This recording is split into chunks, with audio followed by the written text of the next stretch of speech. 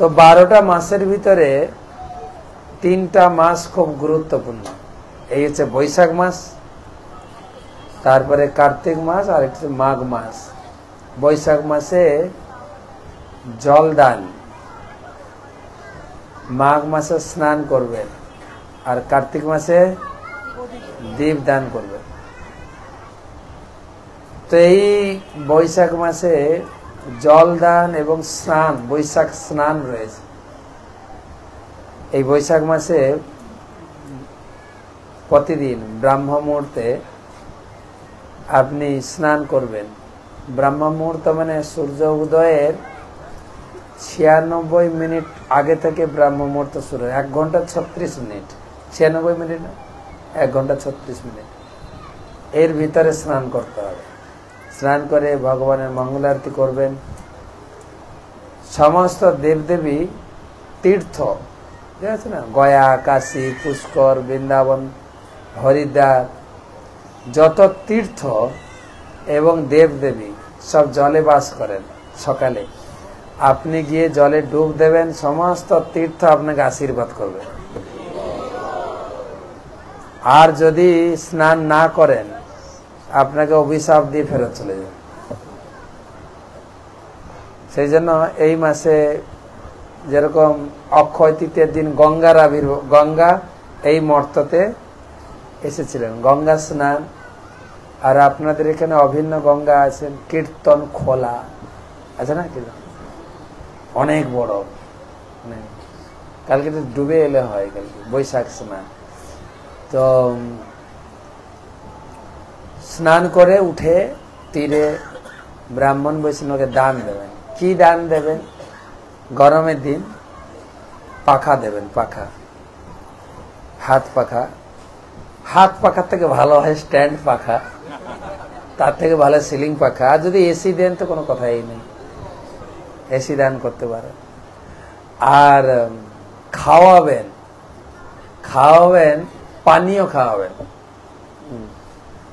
সাধারণত যাদের বাড়ি রাস্তার পাশে, জল খাওয়াবেন। দেখবেন লোকে এই সময় তুলসীর উপরে জলের ধারা, শালগ্রামে, এবং শুধু তুলসী গাছ না, যত পবিত্র গাছে আমলকি, বট, অশ্বত্থ, মনসা, তুলসী জল ধারা দেওয়া হয়। শিবের মাথায় জলের ধারা দেওয়া হয়, জল। আর প্রত্যেক রাস্তায় যত লোক যাবে জল খাওয়াবেন, জল বাতাসা। আর জলটা যদি আবার একটু মাটির কুঁজোর জল হয় আরো টেস্টি। আর একটু শরবত দিলে আরো ভালো, আরো ভালো হয়। এখন শরবত কথাটা উঠে গেছে, শেক, মিল্ক শেক, কাজু শেক, চিকু শেক, ব্যানানা শেক, হ্যাঁ চলছে না এখন? শরবত টরবত নেই, শেক দেন আরো ভালো। বাড়িতে বৈষ্ণবদের আমন্ত্রণ করবেন, ভগবানকে এই গরমকালের খাবার, ঠিক আছে, দই বড়া, রায়তা, এইসব টাইপের খায়, হালকা সবজি। সেই শীতকালের মতো একই রকম খেলে হবে না, কষা ভাজা, পনির, গরমকালে খুব একটা চলে না এগুলো। তো এই যে বৈশাখ মাসের বিধি, এবং এই বৈশাখ মাসে পয়লা বৈশাখ থেকে শুরু করে অনেক উৎসব।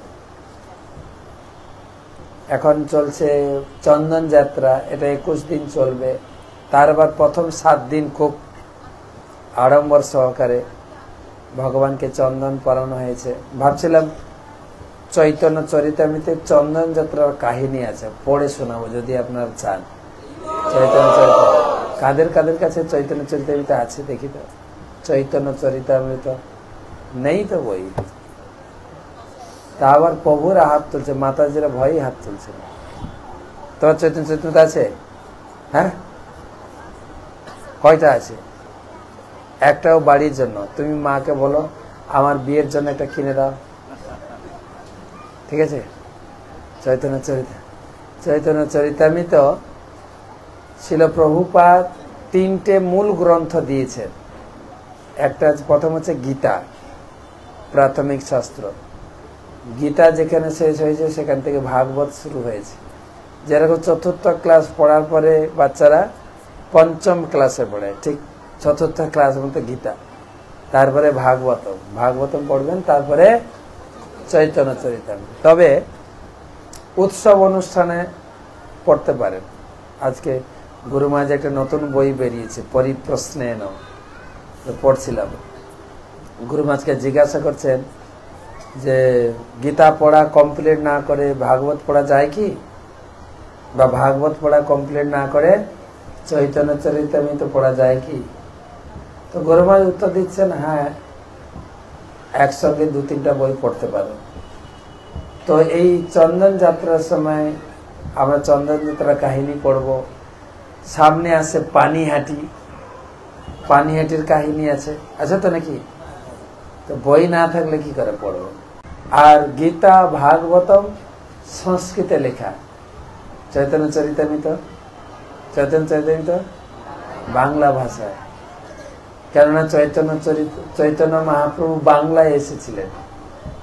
আমাদের জন্ম হয়েছে চৈতন্য মহাপ্রভুর বাংলায়, নাকি আমাদের বাংলায় চৈতন্য মহাপ্রভু এসেছিলেন? কোনটা? আমাদের বাংলায় চৈতন্য মহাপ্রভু এসেছিলেন, না আমরা চৈতন্য মহাপ্রভুর বাংলায় এসেছি? কোনটা উত্তর? আমরা চৈতন্য মহাপ্রভু বাংলায় এসেছি। তো সেদিন কবিরাজ গোস্বামী বাংলা ভাষায় লিখেছেন, যাকে ক্ষীর অর্পণ করার জন্য ভগবান গোপীনাথ ক্ষীর চুরি করেছিলেন এবং তার নাম ক্ষীরচোরা গোপীনাথ হয়েছিল, সেই মাধবেন্দ্রপুরী প্রেম ভক্তি, সেই মাধবেন্দ্রপুরীকে আমি প্রণাম করি। ক্ষীরচোরা গোপীনাথ, আগে নাম ছিল গোপীনাথ, পরে নাম হয়েছে ক্ষীরচোরা গোপীনাথ। প্রসিদ্ধ তার নাম, ভক্তগণে কহে প্রভু, সেই তো আখ্যান, তার নাম ক্ষীরচোরা গোপীনাথ। পূর্বে মাধবপুরীর লাগি ক্ষীর কইর চুরি, অতএব নাম হইল ক্ষীরচোরা হরি। তিনি ভক্তের জন্য ক্ষীর চুরি করেছিলেন। কোন ভক্ত? মাধবেন্দ্রপুরী। মাধবেন্দ্রপুরী কে? না, মাধবেন্দ্রপুরীর শিষ্য হচ্ছেন ঈশ্বরপুরী, ঈশ্বরপুরীর শিষ্য হচ্ছেন চৈতন্য মহাপ্রভু। তাহলে পরিচয়টা বোঝা গেল, মহাপ্রভুর গুরুদেবের গুরুদেব মাধবেন্দ্রপুরী। আর তার জন্য ভগবান নিজে ক্ষীর চুরি করেছিলেন, তার জন্য ভগবানের নাম হয়ে গেছে ক্ষীরচোরা গোপীনাথ বা ক্ষীরচর।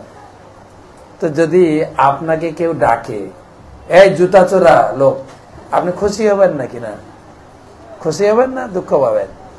আপনাকে চোর বলে ডাকলে আপনি দুঃখ পাবেন না খুশি হবেন? ভগবানকে চোর বললে খুশি হবে। ভগবান কি কি চুরি করেছেন সেইগুলো লিস্ট করে একটা গান গেয়েছেন না পদকর্তা, ব্রজে প্রসিদ্ধম নবনীত চৌরম। ব্রজে প্রসিদ্ধম, ব্রজে তিনি কিসে প্রসিদ্ধ? মাখন চোর। ব্রজে আর কি চুরি করেছেন? ব্রজাঙ্গনানম দুকোল চৌরম। ব্রজ গোপিকাদের কাপড় চুরি করেছে। এটা ভালো কাজ বলেন তো? মেয়েদের কাপড় ধরে তারা ভালো কাজ? কপাল চুরি করেছে। আর কি চুরি করেছে? শ্রীরাধিকায় হৃদয় চৌরম। রাধারানীর হৃদয় চুরি করেছেন। যারা তার ভক্ত হবে তার চুরি করবেন। আমরা তার ভক্ত হয়েছে, আমাদের চুরি করেছেন। কি চুরি করেছেন? কি চুরি করেছেন? হৃদয়। হৃদয় চুরি করলে আর এখানে থাকতেন না আপনি। যদি হৃদয় ভগবান নিয়ে নিতে তাহলে তো আপনাকে লোকে আর কি বলে ডাকবেন? পাগল। আর মাতাজিদের ডাকবেন পাগলিনী। রাধারানীকে ডেকেছেন না? কি ডেকেছেন? পাগলিনী রাই তো না। আমাদের তিনি কি চুরি করেছেন? অনেক জন্মান জিত পাপ চৌরম। এই কয়েক জন্মের যে জমে থাকা পাপ, যখনই ভগবানের ভক্ত হয়েছে তখন তিনি সব পাপ চুরি করে নিয়েছেন। হরি করেছেন না? যখন আমরা দীক্ষা নিয়েছি, গুরুদেব আমাদেরকে একটা শর্ত দিয়েছেন, আজ থেকে তুমি আর 4টে পাপ করবে না, তাহলে তোমার আগের যত পাপ আছে আমি সব নিচ্ছি। গীতায়ও বলেছেন সর্বধর্মান পরিত্যাজ মামেকং শরণং ভজ, তুমি আমার চরণে আত্মসমর্পণ করো, তাহলে আমি কি করব, তোমার সব চুরি করব। কি চুরি করবে?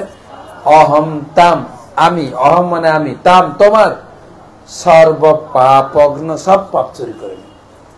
তাই আমাদের কি চুরি করেছেন? পাপ। আমরা পাপ থেকে আমাদের শরীরে পাপের ফাইল ডিলিট হয়ে গেছে, এবারে যদি পাপ জমা করি আবার আবার পাপ জমা। তো ভগবান ভক্তের জন্য চুরি করেছেন। কি চুরি করেছেন? ক্ষীর।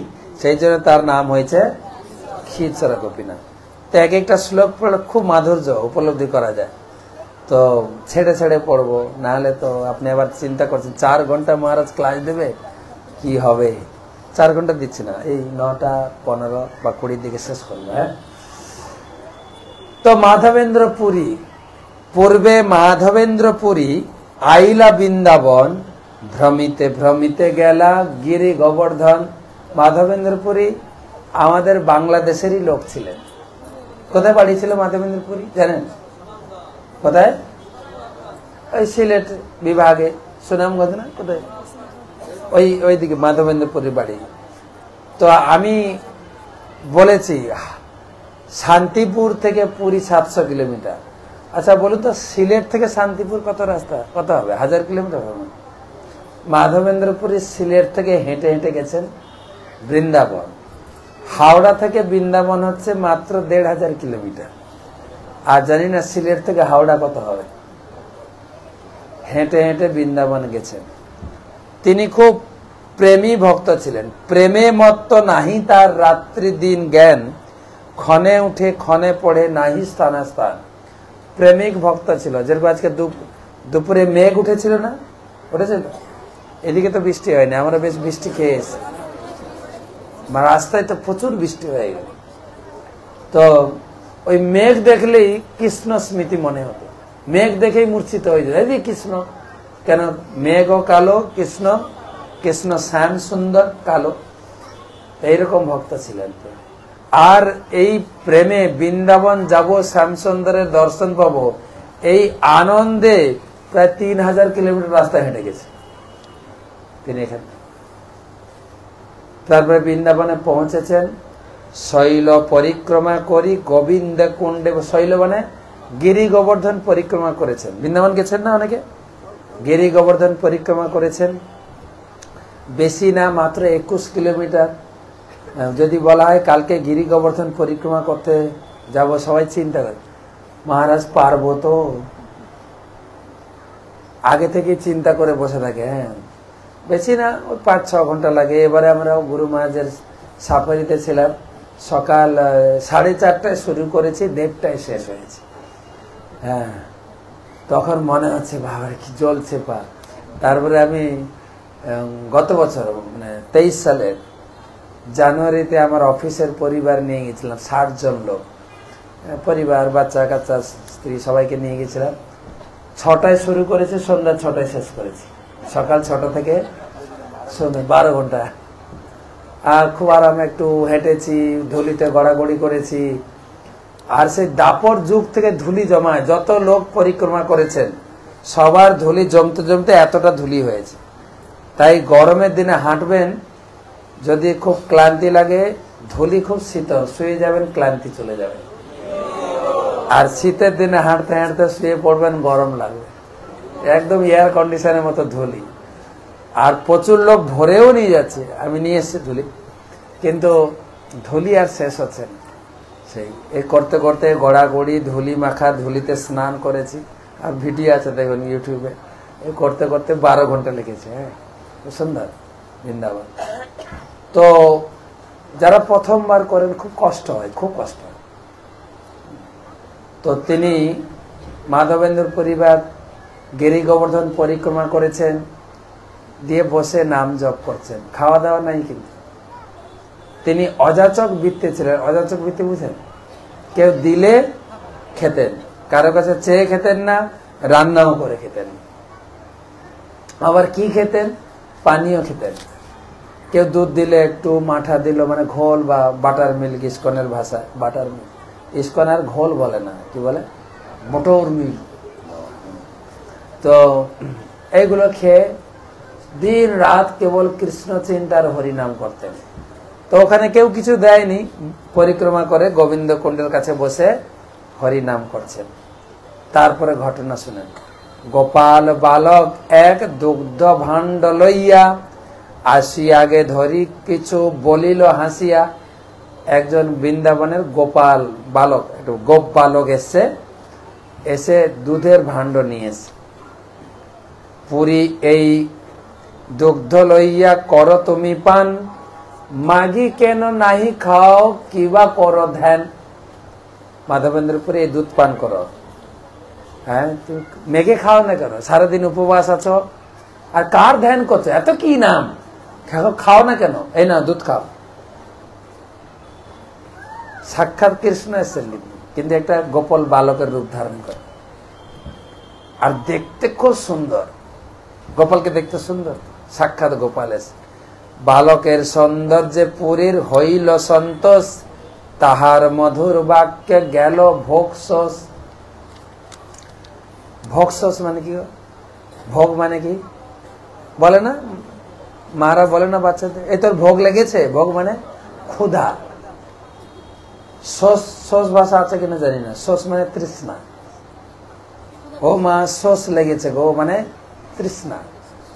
তো মাধবেন্দ্র পুরী সেই গোপ বালকটাকে দেখে এত সুন্দর, সুন্দর তো নাকি, আচ্ছা একটা গান আছে না, আছে না, অধরম মধুরম বদনম মধুরম।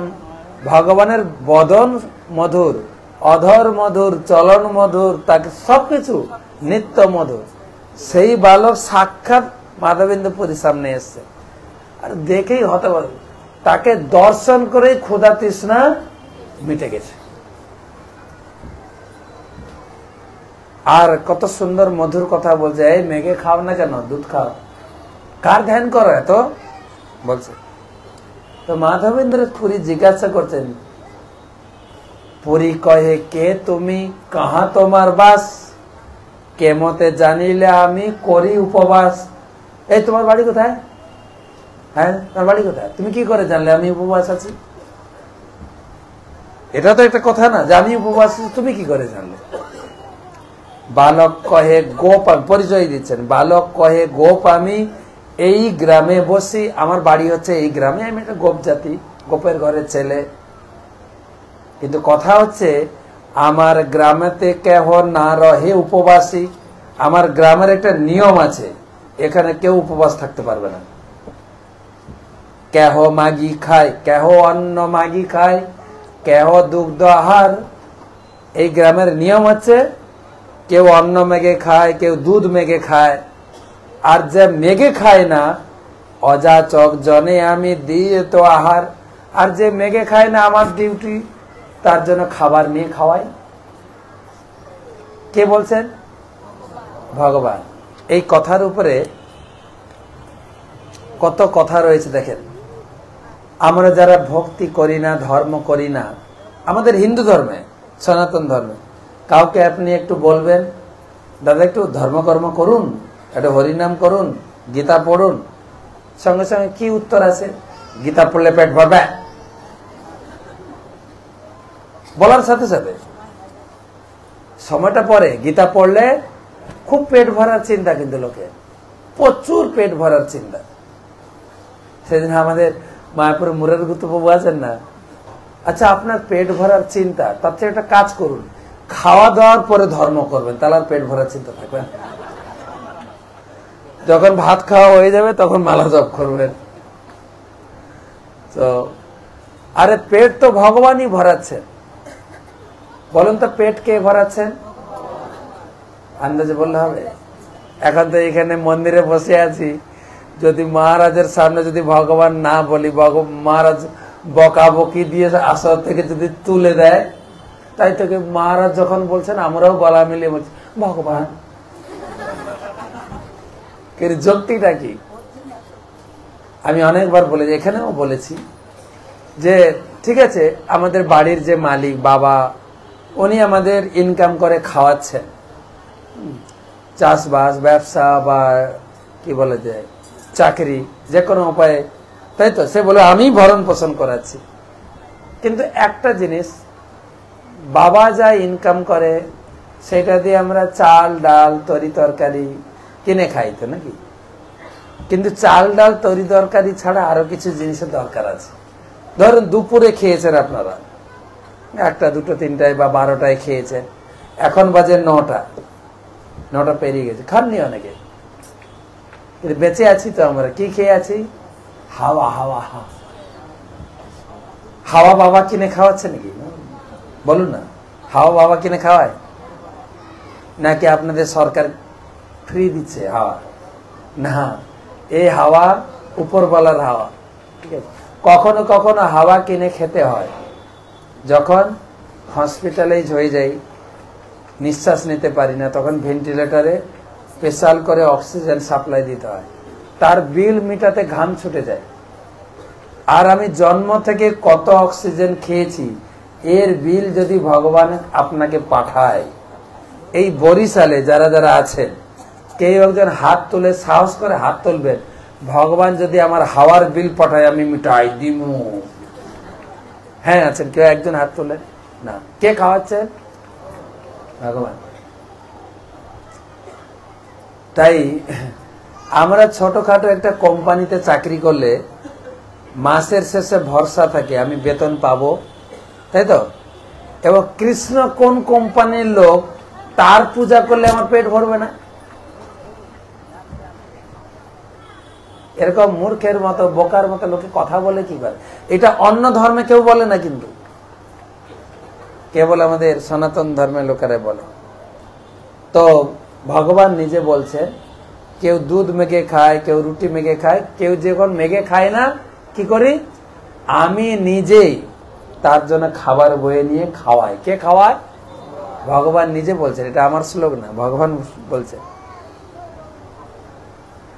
তো আমাকে ঘরে যে বেশিক্ষণ কথা বললে তো ভক্তের কাছে ভগবান ধরা খেয়ে যাবেন যে বেশি কথা বলছেন। আমাকে ঘরে যেতে হবে, আমার দুধ দুইতে হবে, তো গোদাহন করিতে চাই, শীঘ্র আমি যাব, আর বার আসি আমি এই ভাণ্ড লইব। তো তুমি দুধ খেয়ে ভাণ্ডটা জলে ধুয়ে রাখবে, আমাকে এখন গোদহন করতে হবে, বাড়ি যেতে হবে, আমি যাচ্ছি, টাটা বাই বাই, চললাম।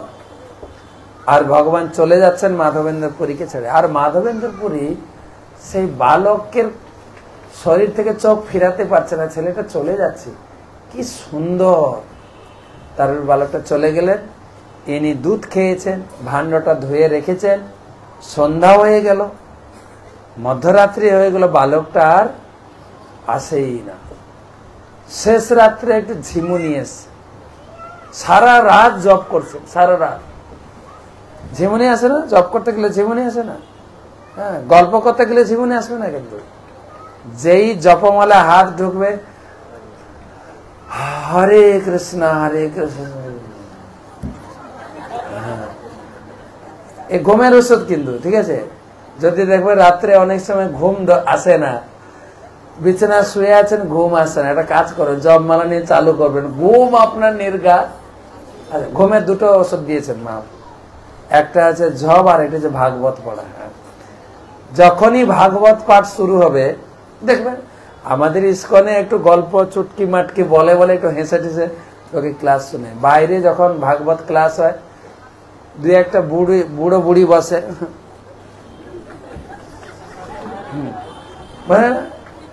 যখন পাঠক শুরু করে, চক্ষুর উন্মিলিতম যেন তস্মৈ শ্রী, চোখ খুলে শুনুন, কান খুলে শুনুন। আর পাঠক যখন চোখ খোলার কথা বলে তখন শ্রোতাদের চক্ষুর নিমিলিতম। আর কখন ঘুম ভাঙে বলেন তো? মহাপ্রসাদ কি? তো মাধবেন্দ্র পুরী সেরকম ঘুম আসতো না, তিনি নামের প্রেমে তার ঘুম টুম কিছু নাই, কিন্তু ভগবান মায়া করে তার চোখে ঘুম দিলেন, একটু তন্দ্রা এসছে। আর সেই তন্দ্রা বলে না, তন্দ্রা বলে ঝিমুনি ঝিমুনি তন্দ্রা। তখন সেই বালক স্বপ্নে এসছেন। তন্দ্রা না হলে স্বপ্নে আসবে কি করে? সারা রাত যদি জেগে জেগে জপ করে।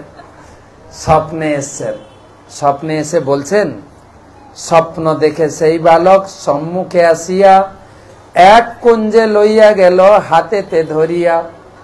স্বপ্নে দেখছেন সেই ছেলেটা যে দুধ নিয়ে এসেছিল, হাত ধরে একটা কুঞ্জের ভিতরে নিয়ে গেছে। বলছে, দেখো মাধবেন্দ্র পুরী, কতদিন ধরে আমি এই কুঞ্জতে পড়ে আছি।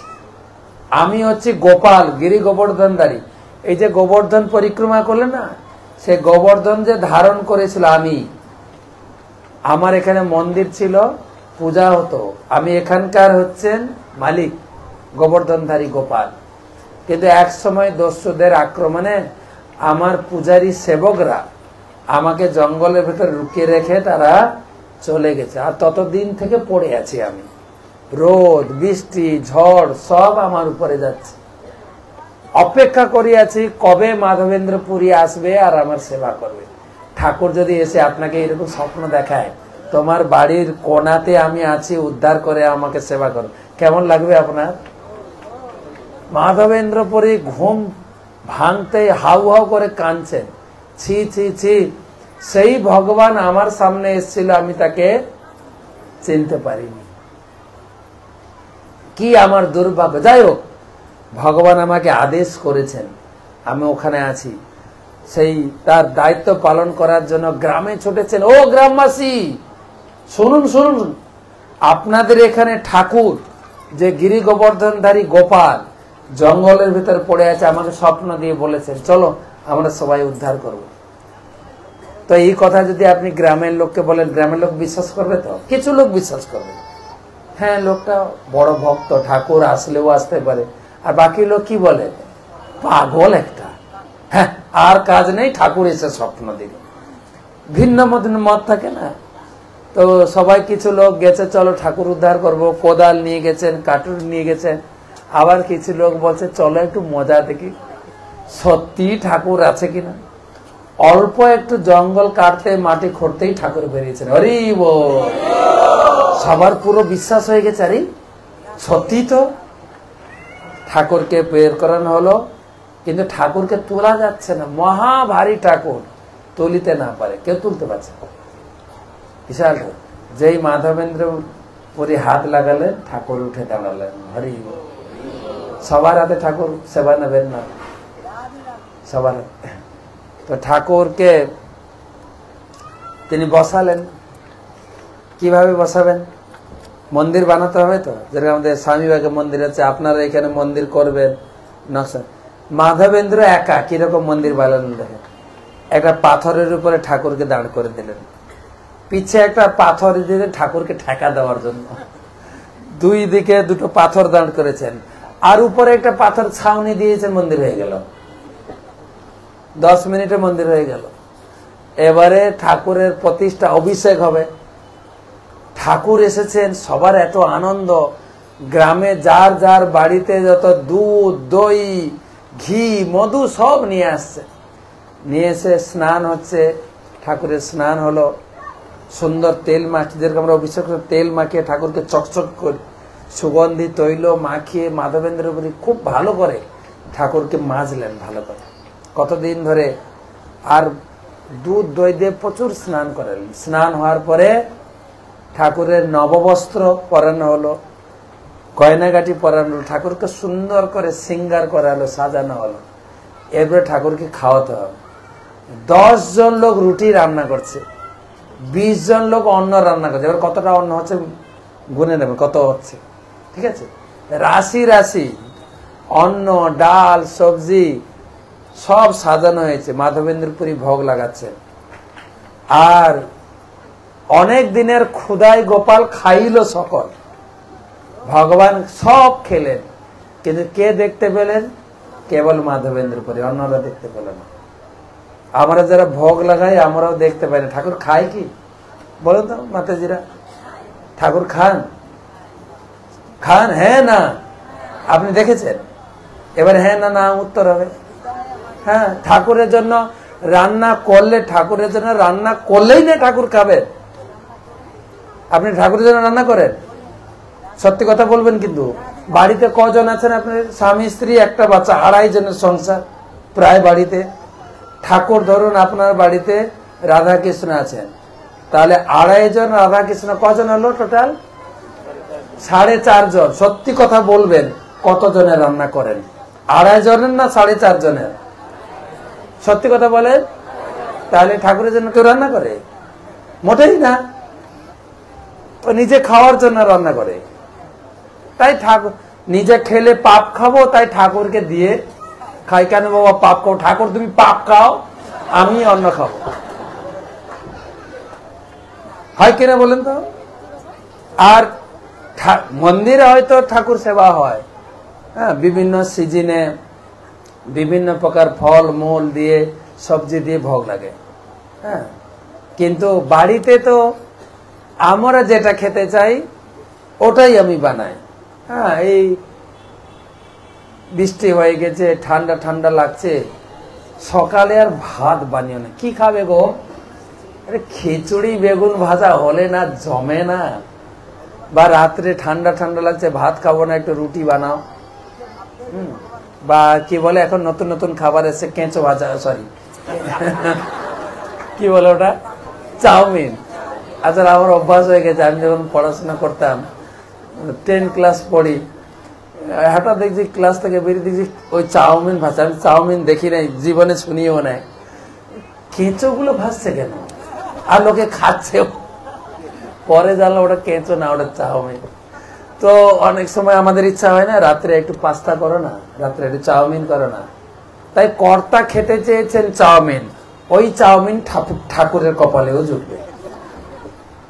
তা আমরা তো ঠাকুরের জন্য বানাই না, ঠাকুর খাবেন কেন বলুন না, তাই তো নাকি?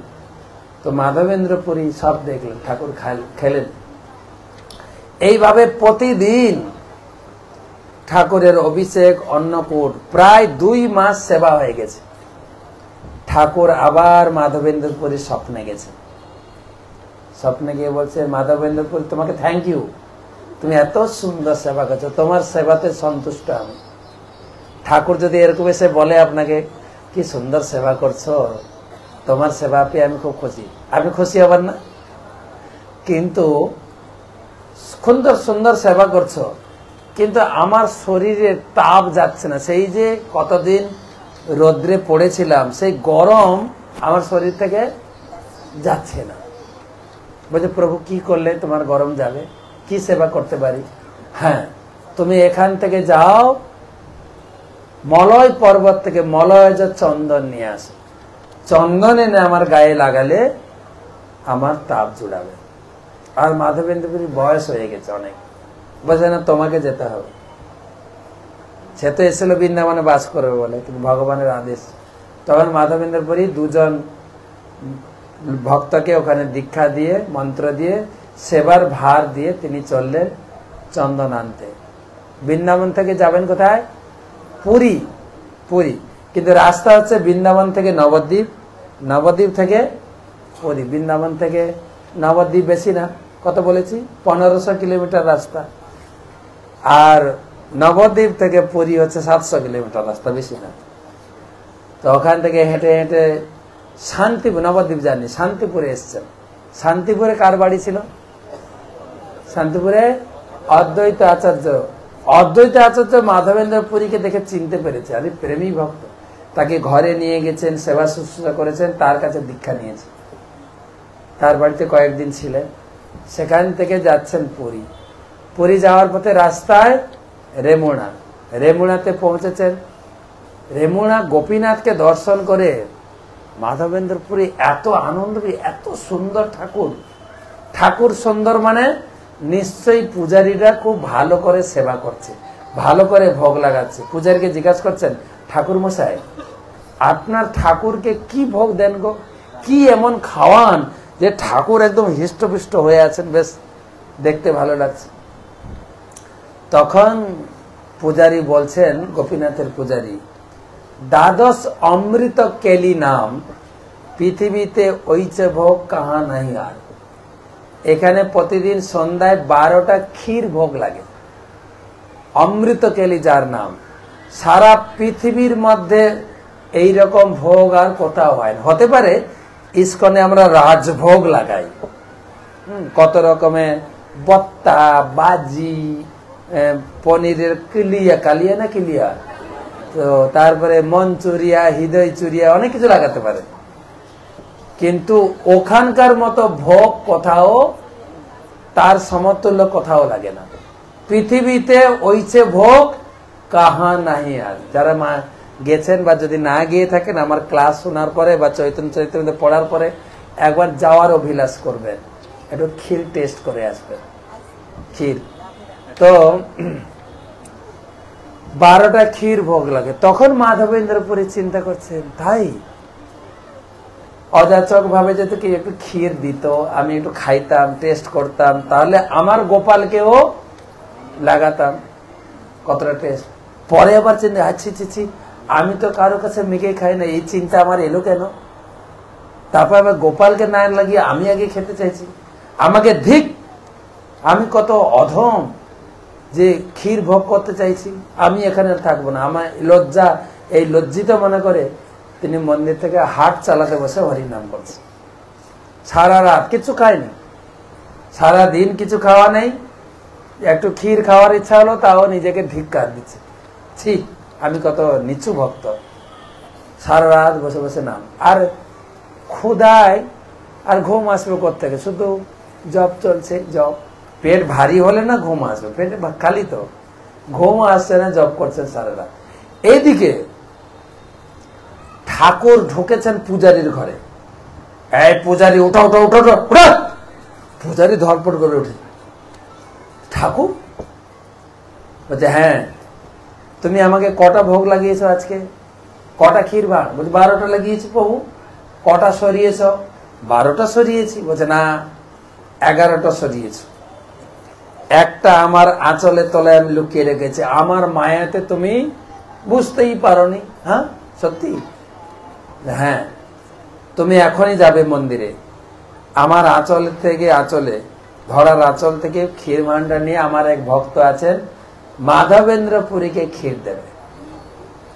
পূজারী তো ধরপড় করে উঠেছে, উঠে স্নান করেছে, নতুন কাপড় পরেছেন, তিলক করে মন্দিরে ঢুকে প্রথমে পায়ের কাছে কাপড় একটু তুলেছেন, সত্যি ক্ষীর ভান্ডার সরিয়ে ওই জায়গাটা মুছে দিয়ে, এঁটো ছিল তো মুছে দিয়ে ছুটছেন মাধবেন্দ্রপুরী। সবাই বলতো মাধবেন্দ্রপুরী, সবাই মাধবেন্দ্রপুরী, মাধবেন্দ্রপুরী, কোথায় মাধবেন্দ্রপুরী? ছুটছেন। তো এখন মাধবেন্দ্রপুরী শুনতে পাচ্ছেন, আমার নাম ধরে কেউ ডাকছেন, মাধবেন্দ্রপুরী। আচ্ছা এখানে তো আমাকে কেউ চেনে না, আমাকে কেউ চেনে না, আমি প্রথমবার এসছি, কেউ আমার নামও জানে, নাম ধরে কেউ ডাকছে। তখন জব বন্ধ করে বলছেন, আমার নাম মাধবেন্দ্রপুরী, কিছু সেবা। আর সেই পূজারি তো ক্ষীর ভান্ডার রেখে দিয়ে দণ্ডবোধ করে প্রণাম করছেন কাঁদো কাঁদো। আরে আপনি কত ভগবানের শুদ্ধ ভক্ত, প্রেমী ভক্ত, জানেন আপনার জন্য ভগবান ক্ষীর চুরি করে পাঠিয়েছেন, আপনি খান। যদি আপনাকে এরকম বলে ঠাকুর, এমনি আপনি যদি মনে করেন যে আমাদের প্রেসিডেন্ট প্রভু আপনার জন্য মন্দির থেকে রাজভোগ পাঠিয়েছেন, তাতেই আপনি অভিভূত হয়ে যাবে। প্রেসিডেন্ট প্রভু, এটা প্রেসিডেন্ট না, কোন প্রভু? সাক্ষাৎ ভগবান আপনার জন্য ক্ষীর পাঠিয়েছেন। আবার কি করে? টাকা দিয়ে বুকিং করে না, কি করে? ঠাকুরের টাকা কোথায়? কি করে? চুরি করে পাঠিয়েছে। তো আর সে ভারে ভারে প্রণাম করছেন, পরিক্রমা করছেন, আপনি আপনি আপনি ক্ষীর খান, আপনি ক্ষীর খান, ক্ষীর খান, আমি চললাম। তো মাধবেন্দ্রপুরী ঝরঝর করে চোখে চোখ, ঠাকুর আমার জন্য চুরি করে। ক্ষীর যত খায় তত তার প্রেম বাড়ে। ক্ষীর খাওয়ার পরে ভাণ্ডটাকে ভেঙেছেন, ভেঙে আঁচলে বেঁধেছেন, ভগবান নিজের হাতে চুরি করেছেন, ভাতটাও খাবো আমি, ঠিক আছে। তারপরে চিন্তা করছেন, এই পূজারীটা সবাইকে বলে বেড়াবে কালকে, তাই না? জানো কালকে মন্দিরে কি ঘটনা ঘটেছে? কি ঘটেছে? ঠাকুর ক্ষীর চুরি করে মাধবেন্দ্রপুরীর জন্য বলবে তো, লোকে বলবে কিনা? তো সবাই আসবে আমাকে প্রণাম করতে, ভিড় ভাটা হবে, আমি পালিয়ে যাই। রাতারাতি পালিয়ে গেলেন সম্মানের ভয়ে। আমরা তো সম্মান না পেলে রাগ করি, তাই না? যদি আপনি রথযাত্রায় টাকা দিয়েছেন, হ্যাঁ, হয়তো আপনার নামটা ঘোষণা হইল না, আপনি কি বলবেন? প্রভু আমার নামটা, আমি সম্মান চাই না, আমি সম্মান চাই না, কিন্তু নামটা বললেও বলতে পারতেন, তাই তো নাকি? এখানে আর কিছু বলবে না। ঠিক পরের বছর যখন টাকা আনতে যাবে, আপনাদের গতবারে টাকা দিলাম, আমার নাম ঘোষণা করেননি, তাই তো নাকি?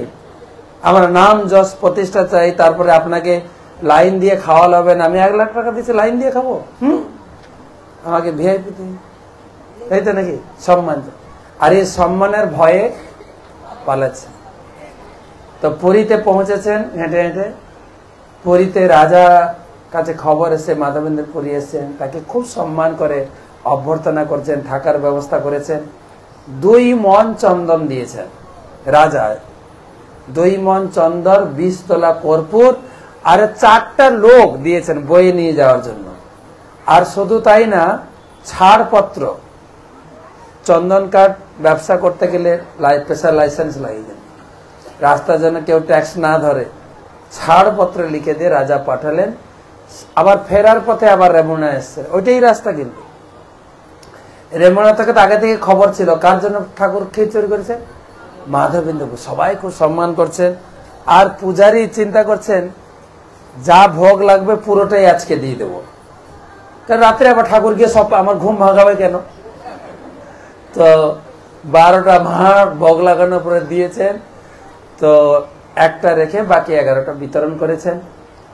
তারপরে রাত্রে বিশ্রাম নিয়েছেন মাধবেন্দ্রপুরী। ওখানে ঠাকুর আবার গেছেন মাধবেন্দ্রপুরীর কাছে। কবার হলো? মাধবেন্দ্রপুরী কবার স্বপ্ন দিলেন? 3 বার। প্রথম উদ্ধার করার জন্য, দ্বিতীয়বার চন্দন আনতে যাও, তৃতীয়বার কি বলছেন শুনুন। যে মাধবেন্দ্রপুরী, তোমার সেবায় খুব খুশি, তুমি এত কষ্ট করে চন্দন বয়ে নিয়ে আসছো আমার জন্য। তো একটা কথা মন দিয়ে শোনো, এই চন্দন নিয়ে তোমাকে আর বৃন্দাবনে যেতে হবে না, কারণ বয়স হয়ে গেছিল অনেক। আর এই চন্দন নিয়ে বৃন্দাবনে পৌঁছানোটা একটা রিস্ক ছিল। তখন ছিল ইসলাম শাসন ভারতে, তো কঠিন ছিল। সেজন্য ভগবান তাকে বললেন, এই গোপীনাথের গায়ে তুমি চন্দন লাগাবে। গোপীনাথ আর আমি মানে গোপাল, তার বিগ্রহ ছিল গোপাল। এই গোপীনাথ আর আমি একই বিগ্রহ, দ্বিধাদ্বন্দ্ব না করে তুমি এখানে চন্দন লাগাবে, আর ওখানে আমার শরীর ঠান্ডা হয়ে যাবে। তো এই আদেশ দিলেন। মাধবেন্দ্রপুরী সকালে উঠে তিনি তার এখানকার যে পূজারীর কমিটি ছিল সবাইকে ডেকে বললেন, রাত্রে আমাকে গোপীনাথ এই স্বপ্ন দিয়েছেন। আর পূজারীরা তো মাধবেন্দ্রপুরীকে আগে থেকেই বুঝে নিয়েছে এক ভগবানের কত বড় ভক্ত, তার কথা তো বিশ্বাস না করে ফেলাও যাবে না, ও ঠাকুর আবার রাত্রে ধরবে।